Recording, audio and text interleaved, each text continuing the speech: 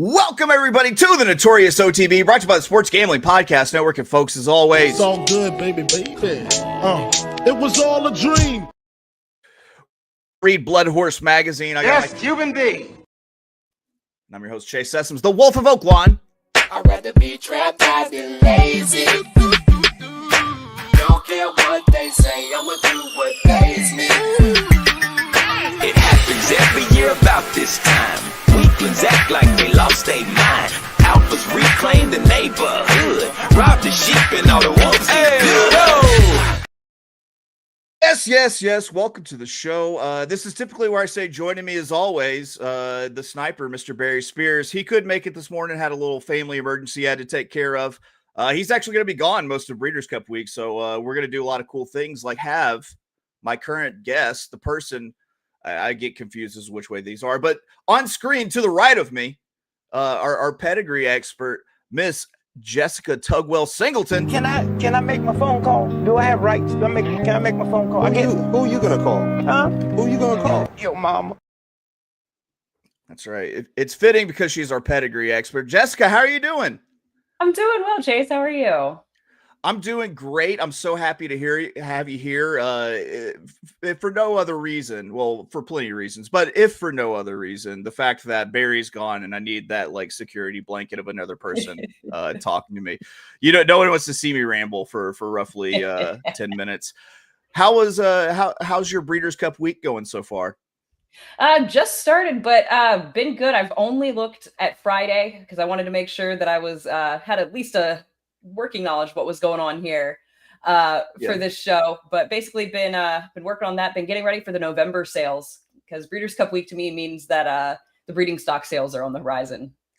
There we go. Well, we got Junior Mafia popping off in the chat. Our good friend Uncle Soli says this class level of this show with a major upgrade with Jessica Tugwell. So we know we've got at least one fan out there for sure. Question for you: how do you actually prepare for like the November sales and things like that? Mostly it's starting to go through catalogs. For the Keeneland sale, there's over 1,000 horses cataloged. So taking a look at Pedigrees there, just kind of skimming through to see, just kind of get a feel for what's going on until, people kind of direct me to what they need me to look at in particular. I still kind of want to take a look for myself at what's being offered.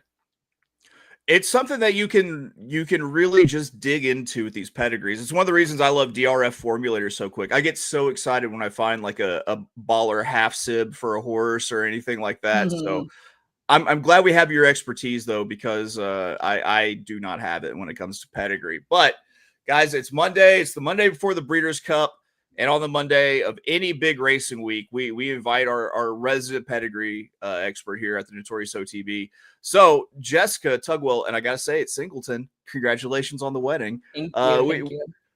We got her here. We've got some questions about pedigree and horses you should keep your eye on for Breeders' Cup Future Stars Friday. That's right. We're talking this Breeders' Cup Friday at Del Mar on Halloween, the 31st of October, year of our Lord, 2025.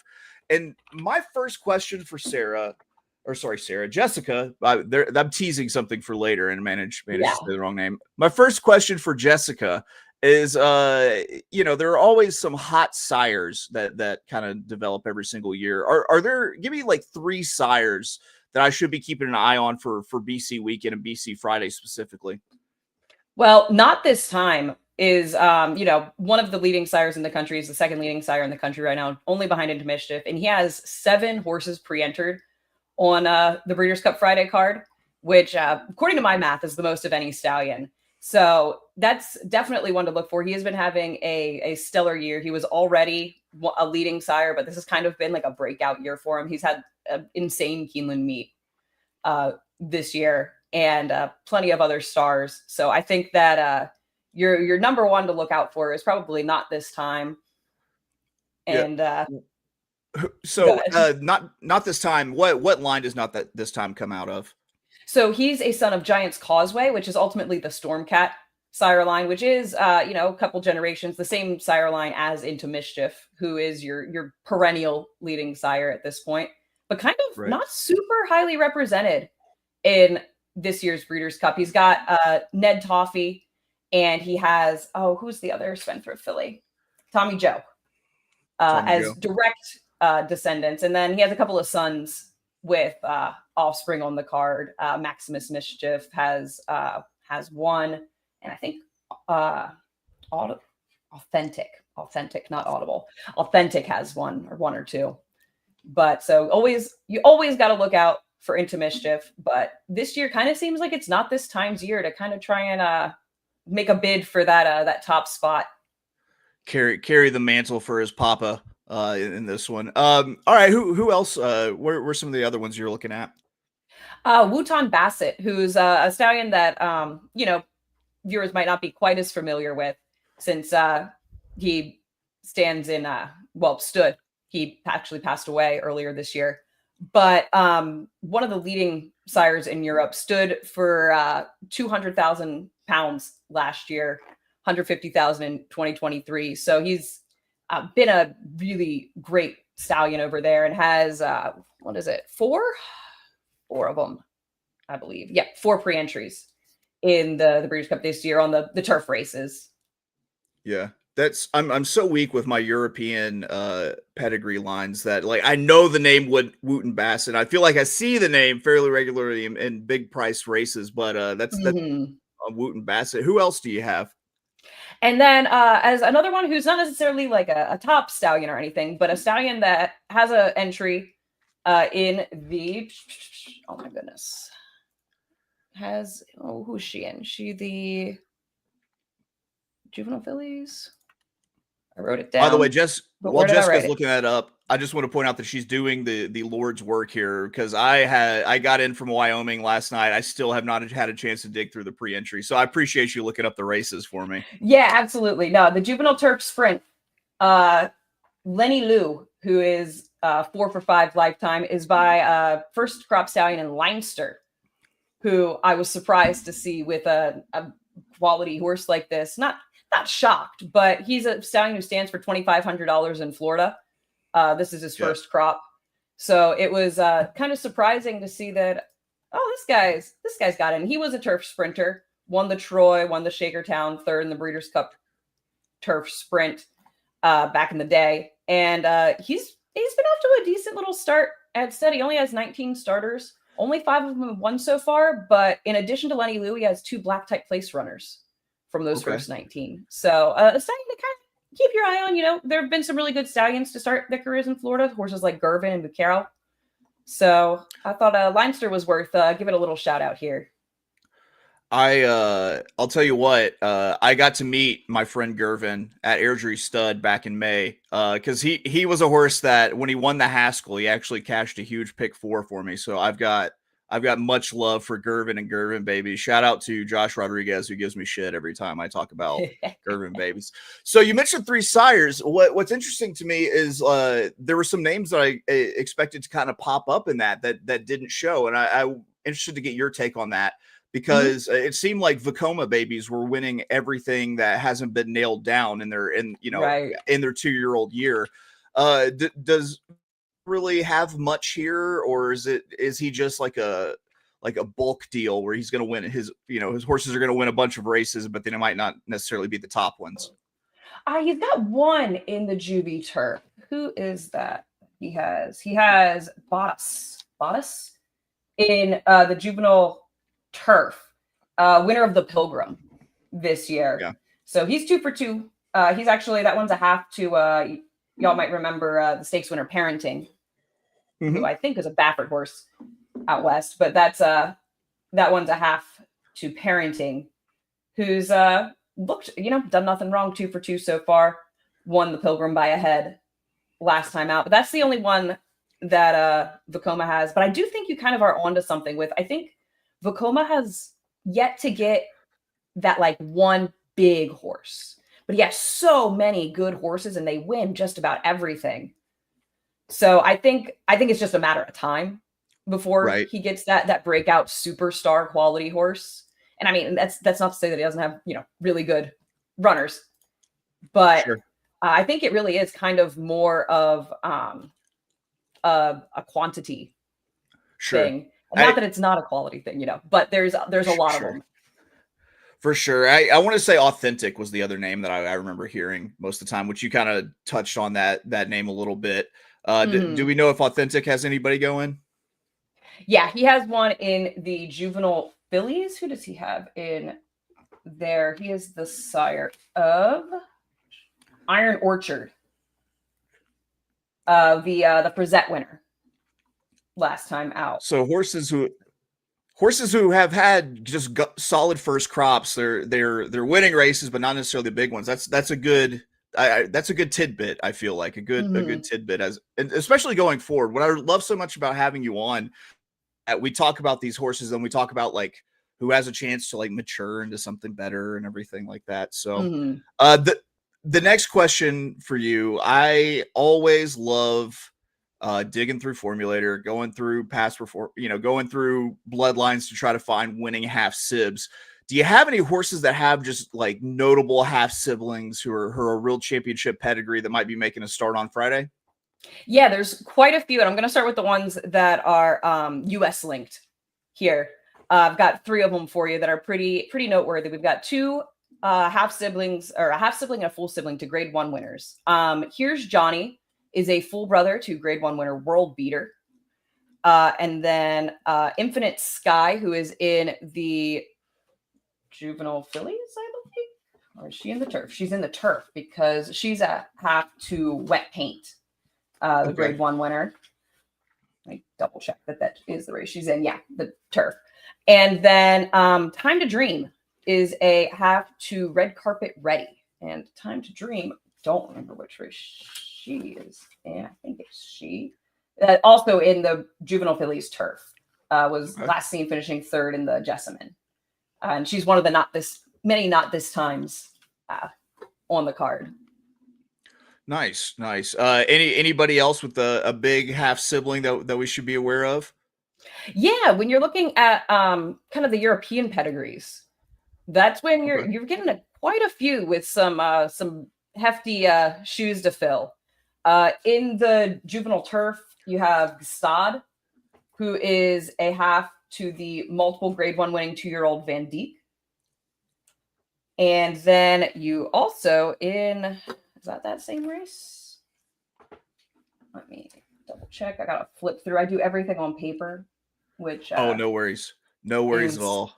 Better for my brain because I like to write things down, but does mean I do a lot of flipping through and when did I write that down? Wild Desert, also in the juvenile turf. It's a half to 2 multiple grade 1 winning 2-year-olds.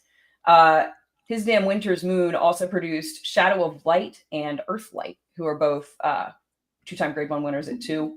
He is a head away from being a grade 1 winner at 2, so I think he's one that you definitely have to keep an eye out for.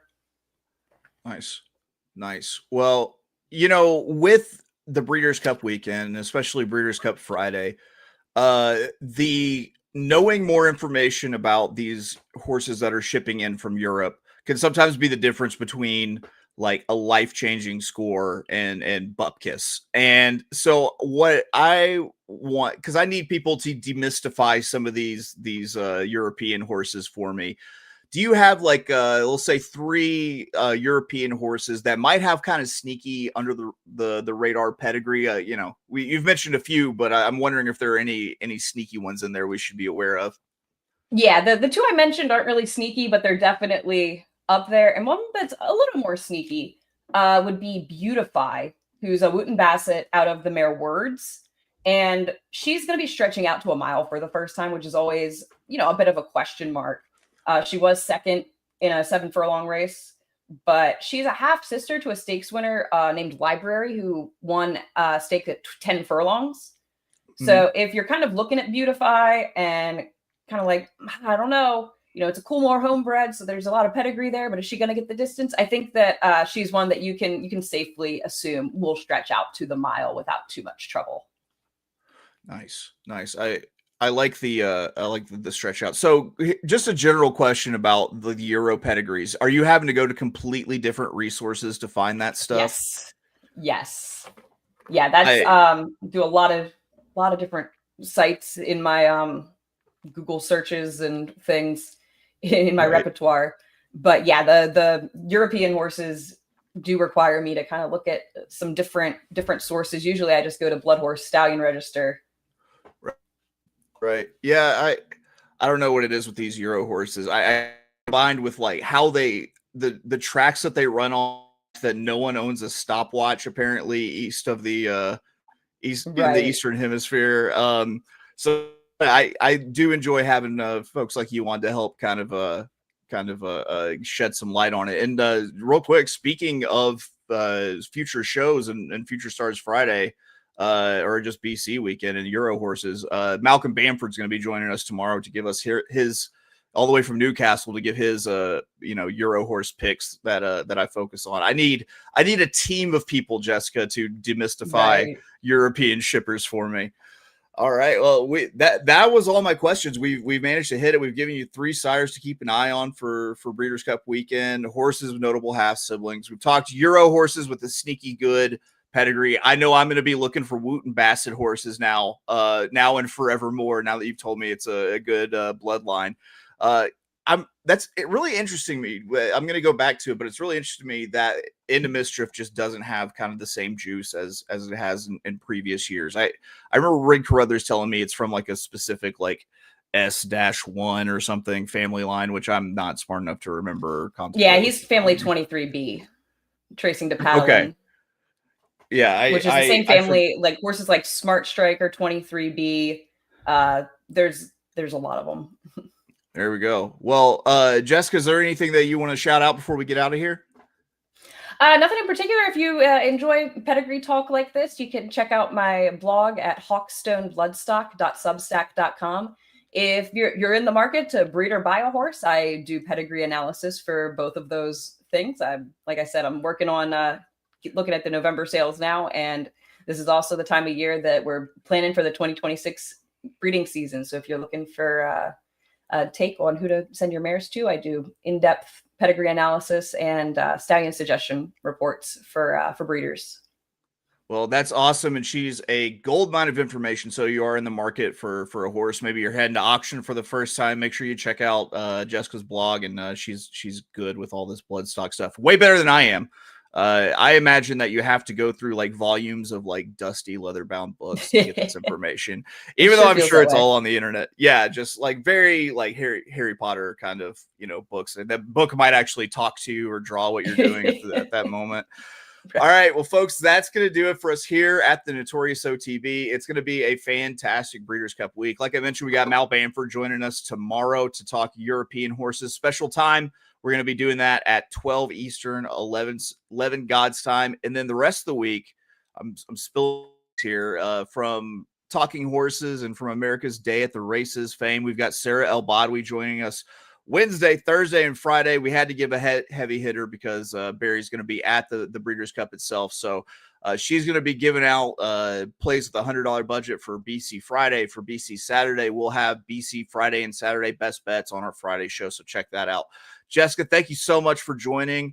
I'm glad we got our connectivity issues with StreamYard fixed, because I would have felt like a real jackass if we had to cancel. All right. Well, that's going to do it. Let me find a good clip to write out on, and we will get out of here. We love you. We'll see you tomorrow. Bye-bye.